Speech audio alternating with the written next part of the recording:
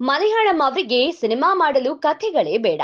ಅವರು ನಮ್ಮ ನಡುವೆ ನಡೆಯೋ ಘಟನೆಗಳನ್ನೇ ಕತೆ ಮಾಡ್ಕೊಂಡ್ಬಿಡ್ತಾರೆ. ಅದನ್ನ ಮನ ಮುಟ್ಟುವಂತೆ ಸಿನಿಮಾ ಮಾಡಿಬಿಡ್ತಾರೆ. ಅದಕ್ಕೆ ಮತ್ತೊಂದು latest example Ponman. Yes, Jio Star ನಲ್ಲಿ ಈ ಸಿನಿಮಾ ಸ್ಟ್ರೀಮಿಂಗ್ ಆಗ್ತಿದೆ. ವರದಕ್ಷಿಣೆ ಪಿಡುಗಿನ ಬಗ್ಗೆ ಸಾಕಷ್ಟು ಸಿನಿಮಾಗಳು ಬಂದಿವೆ. ಆದ್ರೆ ಈ ಸಿನಿಮಾ ಎಲ್ಲೂ ನೇರವಾಗಿ ವರದಕ್ಷಿಣೆ ಬಗ್ಗೆ ಹೇಳೋದೇ ಇಲ್ಲ. ಬಟ್ ಅಂಡರ್ ಕರೆಂಟ್ ನಲ್ಲಿ ವರದಕ್ಷಿಣೆ ಅನ್ನೋದು ಎಷ್ಟು ಕುಟುಂಬಗಳನ್ನ ನಾಶ ಮಾಡಿದೆ ಅಂತ ಹೇಳುತ್ತೆ. ಎಸ್, ಸ್ಟೆಫಿ ಅನ್ನೋ ಹುಡುಗಿಗೆ ಮದುವೆ ಫಿಕ್ಸ್ ಆಗಿದೆ.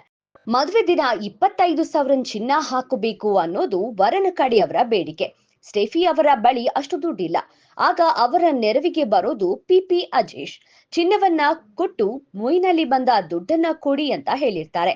ದುರಾದೃಷ್ಟಕ್ಕೆ ಮುಯ್ ಅಷ್ಟೊಂದು ಕಲೆಕ್ಟ್ ಆಗಲ್ಲ. 25,000 ಬದಲಿಗೆ 13,000 ಆಗುವಷ್ಟೇ ಮುಯ್ ದುಡ್ಡು ಕಲೆಕ್ಟ್ ಆಗಿರುತ್ತೆ. 12,000 ನನಗೆ ವಾಪಸ್ ಕೊಡಿ ಅಂತ ಅಜೇಶ್ ಕೇಳಿದಾಗ ಸ್ಟೆಫಿ ಅದನ್ನ ನಿರಾಕರಿಸ್ತಾಳೆ. ಹಾಗಾದ್ರೆ ಅಜೇಶ್ ಹೇಗೆ ಚಿನ್ನವನ್ನ ವಾಪಸ್ ಪಡ್ಕೋತಾನೆ ಅನ್ನೋದೇ ಸಿನಿಮಾ.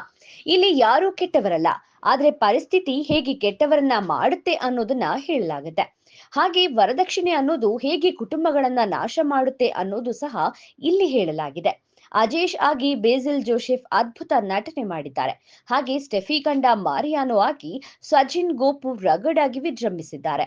ಸಿನಿಮಾ ಶುರುವಾದಾಗಿನಿಂದ ಕೊನೆಯವರೆಗೂ ಉಸಿರು ಬಿಗಿ ಹಿಡಿದು ನೋಡುವಂತಹ ನಿರೂಪಣೆ ಈ ಸಿನಿಮಾದಲ್ಲಿದೆ. ಕನ್ನಡದಲ್ಲೂ ಪೊನ್ ಮ್ಯಾನ್ ಲಭ್ಯವಿದ್ದು ಮಿಸ್ ಮಾಡದೆ ನೋಡಿ.